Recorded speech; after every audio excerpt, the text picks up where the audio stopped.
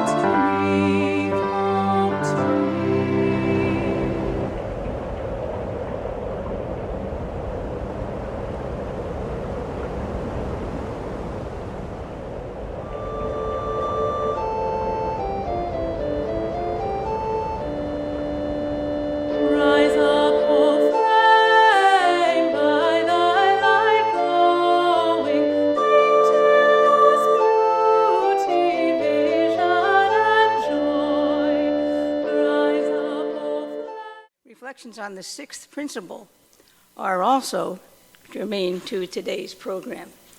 The Unitarian Universalist moral foundation is built on 7 principles. They are not a creed, but they are used of a way of understanding who UUs are and what we stand for. They point to a way of life that UUs find worthwhile and inspiring. The sixth principle is the goal of world community with peace, liberty, and justice for all. Liberty, justice, peace, and equality are all conditions required if there is to be genuine world community. Seeing the humanity in all other people reveals the real kinship across all lines that divide us. The attainment of such worldwide harmony has long been a dream of humanity and the worthy goal of UUs. We do not know when such a dream was first imagined, but at some point, individuals came to believe that all human beings, no matter how different from one another, are inherently worthwhile. From that perspective, we could cooperate in achieving common goals rather than exhaust energies in competing against one another. The dream was that all people everywhere would have a full measure of the earth's riches and share responsibilities in the burdens of life. For our opening words, I've chosen some by Little John Gray. In the name of all that is complicated, in the name of all that is complicated, may we enter this week gently. May we welcome all the guests that come to our table. The ambiguity of why bother this year?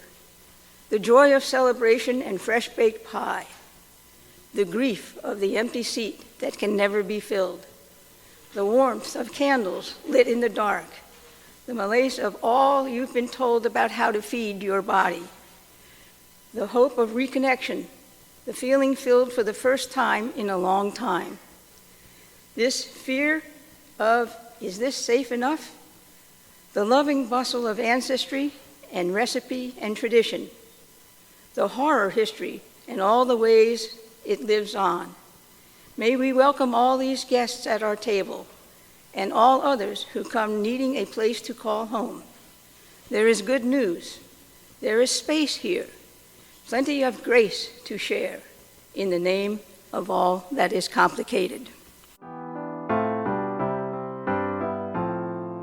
Opening hymn number 300.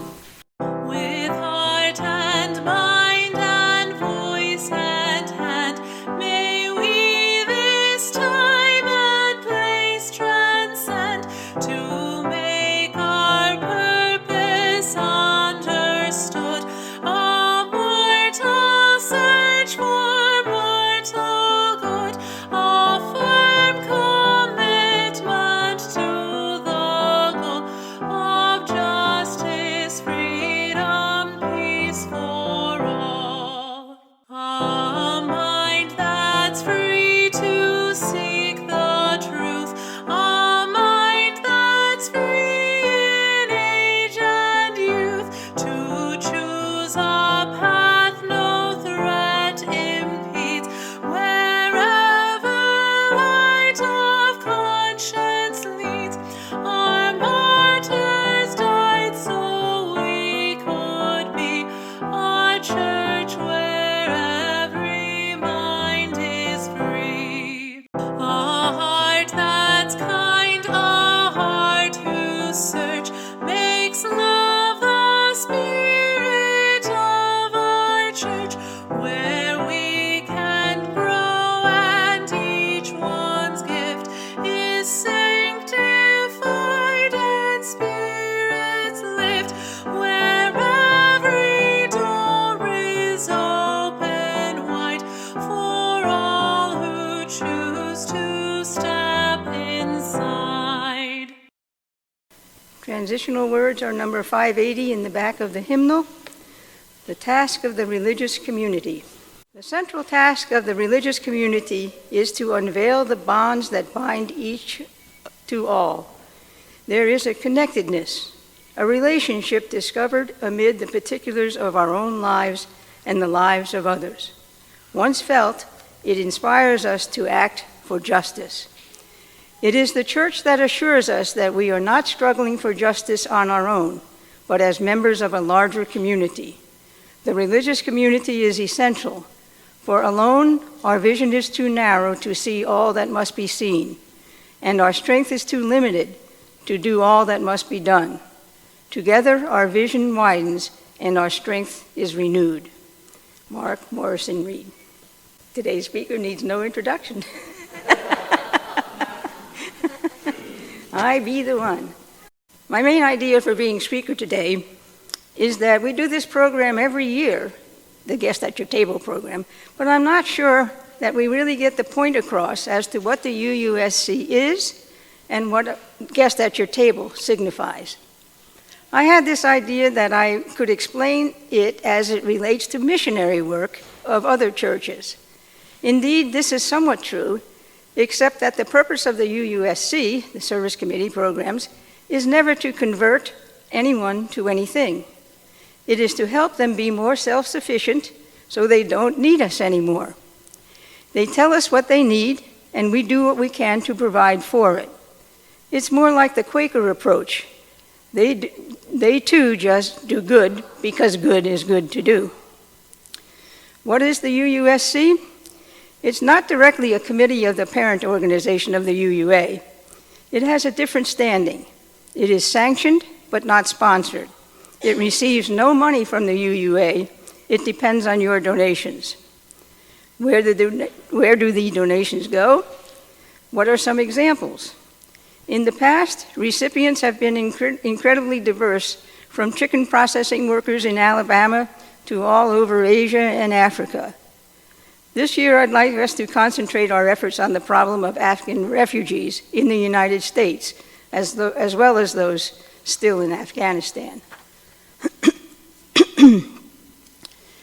Our guest at your table service is the Unitarian Universalist Service Committee's annual program to raise support for and awareness about key human rights issues. Since UUSC works in more than 20 countries with over 60 grassroots partners, there are thousands of individuals involved in and who benefit from the work that our members make possible. I am also deeply inspired every day by the fierce power of the grassroots partners who are the heart of UUSC's mission. We believe and know from experience that partnering with communities most deeply impacted by justice is the most faithful and the most effective way to contribute to a better world. This is what UUSC's Guest at Your Table program has been highlighting for decades, offering us a chance to learn more deeply the stories of 4 of our grassroots partners. These guests invite us each year to more profound solidarity with them and the communities they serve. I want to introduce you to 4 people who live in different parts of the world, but are all working with the UUSC to help their communities have more justice and more resilience. Justice is another word for making things fair, and resilience means having the ability to heal after bad or hard things happen. Even though we don't have a chance to meet them in person, I want you to imagine they are coming over for dinner with you and your family. Think of them as a dinner guest, telling you an interesting story over a big plate of your favorite food. All over the country, others like you are imagining the same dinner party and learning about the same people as part of a program called Guest at Your Table. The program is a chance to learn about 4 courageous people making a difference in their communities. This year, the 4 people we are going to meet are Axel, Maya, Mayana, and Christian. First, I want to introduce you to Axel, who lives in Missouri. Axel works with the people who work in the food processing factories in the Midwestern United States. Many of the food service workers Axel works with are immigrants and refugees. Without them, we wouldn't have a lot of food that we find in our grocery stores. They feed our whole country. But even though they have this very important job, food service workers are often treated badly by the people who own the factories. They don't make much money. They are forced to work for long hours without breaks. And they had to work all through the COVID pandemic without any simple items that would have made them safer from the virus.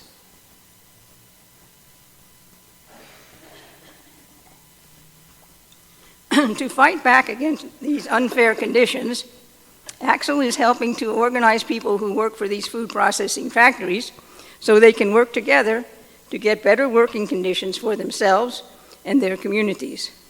Axel is organizing food processing factory workers in the Midwestern United States, building coalitions through organizers that speak the language and know the culture of the workers they collaborate with. Together, they are tapping into their power to demand safer working conditions that honor dignity. Axel says that the UUSC's support has been one of the most important pieces for him to be able to survive and make progress as a grassroots organization in the fight for rights of the most vulnerable. Next, I want you to meet Maya, an activist who lives in the United States now, but she is originally from a country called Burma, which is sometimes called Myanmar. When Maya was a little girl, her village was attacked by the country's military, and she was forced to flee her house along with her family. They weren't able to bring anything with them when they ran. They all had to travel through the forest for many days before they reached the country next door. Eventually, Maya was able to move to the United States. Now she is safe. Maya speaks out on behalf of the many people still in Burma who are facing the same military violence that Maya went through as a little girl. What Maya and her family went through was very scary, and making sure this kind of violence stops is very important to her. Maya is using her voice to call attention to what's happening in the people of Burma right now. Maya advocates for Burmese ethnic minorities and pro-democracy demonstrators with a vision for a peaceful country that has achieved true democratic state where the power lies with the people, but not the military, and also a country that finally realizes that inclusivity makes them stronger. The third person I want to introduce you to is Maya. She lives in Koala Island, which is part of the nation of Fiji in the South Pacific. Many countries in this part of the world are facing the impact of climate change right now. They are losing land to the ocean as sea levels rise. Koala Island has a higher elevation than many of its neighbors. This means that the island is a safer place to live as the sea levels continue to rise. In order to prepare for welcoming new people to the island, Maya and the members of the Island Community Organization are working together to create community resilience by making plans and planting trees that will help the island withstand the forces of climate change for the sake of the future generations and serve as a refuge for those living in neighboring islands with lower elevations. The island must provide agricultural support, moral support, and have climate-proof structures to ensure the continuity of our people. Our vision is to build community resilience. Lastly, I want to introduce you to Christian, who is from Nicaragua. In Nicaragua, many farmers have had a hard time making a living because giant agricultural companies own the land, the farming equipment, and even the seeds. Christian and other women in their farming cooperative are doing things differently. They care for their own land using traditional farming practices that do not harm the soil, and plant a variety of different kinds of seeds that have been used by their communities for generations. This way of farming helps the land heal and helps women gain financial and social independence. Christian is helping her community build resilience from both climate change and violence against women with their feminist farming cooperative. Christian is the co-director of the UUSC partner called FEM, an organized advocacy network linking 21 communities to bolster the economic, political, and social empowerment of women. The intersectional approach, seeing the connections between healing the land and healing the wounds of violence against women, offers a profound and necessary model of justice for the world. What Christian wants is collective transformation in communities of this country and all over the world. I hope these stories are a chance for you to learn about the challenges this year's 4 guests are facing and how they are fighting for what is fair and right, while also helping their communities become more resistant. They also demonstrate a variety of programs that the UUSC helps from here in the U.S. and around the world. Through the guests at your table, our congregation and other congregations are helping to provide guests with the resources to do their work. Together, we can make a better and fairer world. This Sunday, I also want to explore what it means to be home, both what it means to be at home or in home, but also what it means to be a home. There are many different types of homes, or types of places that we call home: spirit homes, houses, forests, vacation spots, religious or spiritual traditions. There are many examples of where we use coming home applies. In an earth-centered, place-based idea of home, what does that feeling and phrase mean? What does it mean to call a place home? And how do we know when we are worthy to call a place home? What does it mean to be a home ourselves? Who are we homes to? And what is our duty as home? This is my segue into the current crisis, the Afghan refugees. Some of you may be aware that there is a group in town that is exploring ways to help Afghans who helped us. The group is called the Welcoming Circle, and it involves several churches and individuals in Terre, Haute. We, all the groups collectively, have been asked to raise $5,000 to help the cause. I think we as a congregation will be able to do our part. What we are looking for are places to house families. Many of you know that I volunteered our basement apartment as a possible location for one small family, but it ends up that it won't work. There are other possibilities in the community for housing. Obviously, there are many other needs that must be met: furnishings, clothing for all seasons, food, not easy since we don't really know what they generally eat, rides from the base to Terre Haute, rides around town, school integration, financial education, health concerns, job training, English lessons, interpreters, the list goes on. The injustice and crisis of the past year have underscored the importance of our shared goal, a world free from oppression, where all can realize their full human rights. They also have emphasized just how large the task is. To meet the enormous challenges of today and to build a more just future, we need big ideas and bold change. We must fundamentally transform the way things are so that we do not perpetuate systematic inequalities and repeat the harms of the past. I ask each of you to help in whatever way you can, whether it be monetarily, by putting a few coins in a dish at your dinner table each meal, or by giving your time and talents to the needs of others. Sign-up sheets will be available for places and ways you can help, and money will be collected the first week in January to help send to the UUSC. Our closing hymn is number 168, One More Step. One of my favorites.